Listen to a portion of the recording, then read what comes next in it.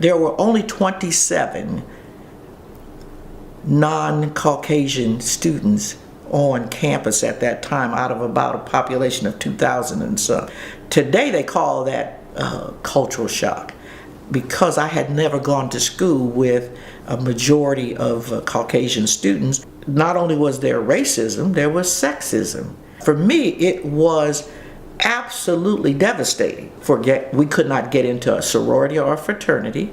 Even the Jewish students had to form their own Jewish fraternity, the males did. That's how we felt on that campus, outside of the norm. We had a chaplain, his last name was Udi. He was from Australia. And he was very interested in civil rights, things like that. But I believe he was the person who basically started the idea of bringing Martin Luther King to campus. He went to school with him. Yeah. They were Boston graduate students. Boston University. Yeah. Yeah. But there was a lot of discussion that not everyone was in favor of having Martin Luther King come to Ada, or come to Ohio Northern especially, worried about security, and there were differing views at that time, as you would expect, about the type of work that Martin Luther King was doing. There were a lot of threats made against Dr. King and the president, Dr. Sam Myers, in terms of don't bring him, to the campus, because this will happen and that will happen. Very few people of a minority status of any type were here on campus.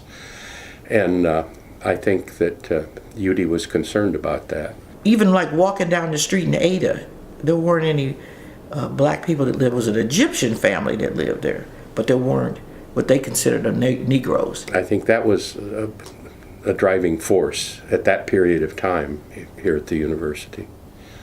To stir the pot a little bit? Stirred the pot quite a bit. Okay. I think he felt that was the role of the chaplain, the role of a godly man, like Jesus. Jesus didn't come, he said, for those that were well. He came for those that were sick. And so therefore he stirred the pot, quite a bit. Just a little over an hour ago, I was stamping up and down Cleveland Airport, waiting for Dr. King, who was delayed with car trouble. We have made the trip as fast as possible.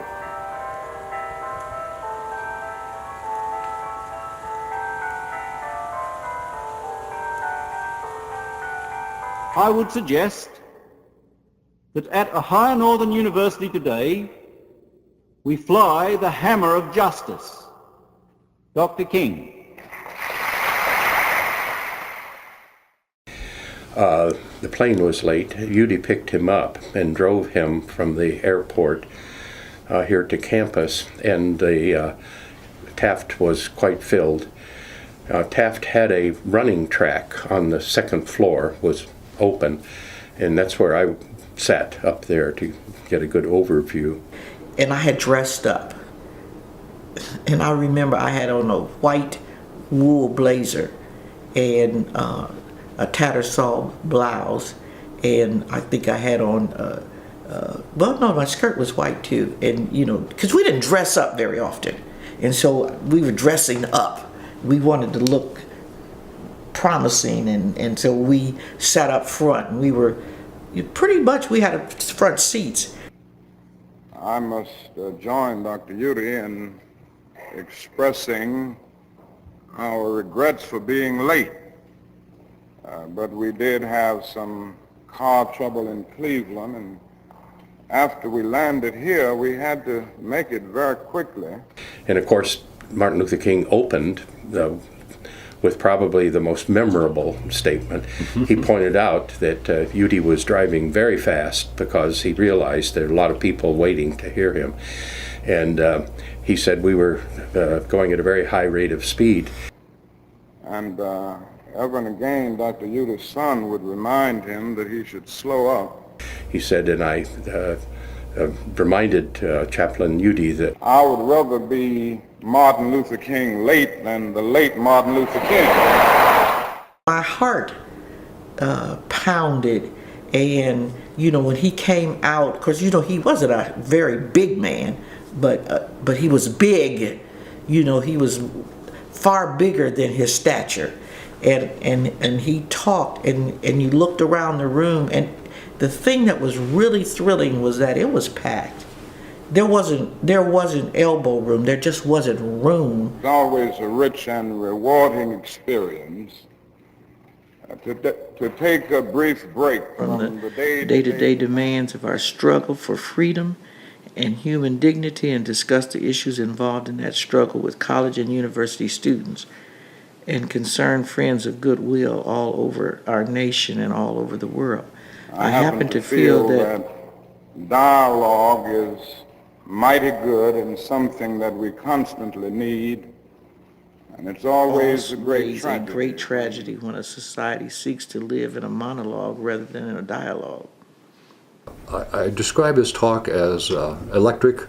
I mean, you could hear a pin drop. Everybody was just really taken by what he said. I mean, you saw him on the news, you knew of him. I mean, the fact that, again, as I said before, he was here, you could see him. It seemed like everybody on campus attended and was sitting there and listened to every word, you know, that proceeded out of his mouth as though it was gospel.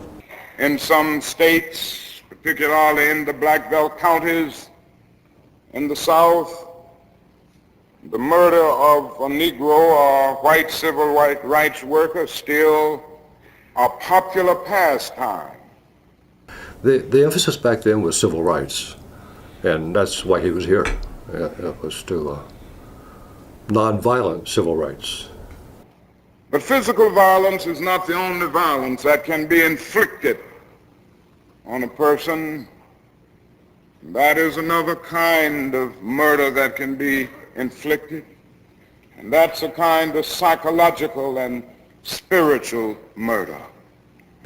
He gave a litany of where the civil rights have been and the progress they've made. But then he also said, we're not done. We've got all this progress to make yet. So, you know, it's good and it's bad, but we still have more to accomplish. And he was gone within about 2 months. You know, just like Bobby Kennedy and John Kennedy, you know, they were popularists. They would have made a difference, I think, in this country. And so they were assassinated. You know, it's just like, you know, Abraham Lincoln, he was assassinated really for what he did, you know, for what he stood up and did, and that's, you know, kind of the definition of a martyr. You stand up and you die for what you believe. So he became a martyr. With this faith, we will be able to hew out of the mountain of despair a stone of hope. We will be able to transform the jangling discords of our nation into a beautiful symphony of brotherhood. And we will be able to speed up the day when all of God's children, black men and white men, Jews and Gentiles, Protestants and Catholics, will be able to join hands and sing in the words of the old Negro spiritual, free at last, thank God Almighty, we are free at last. Thank you.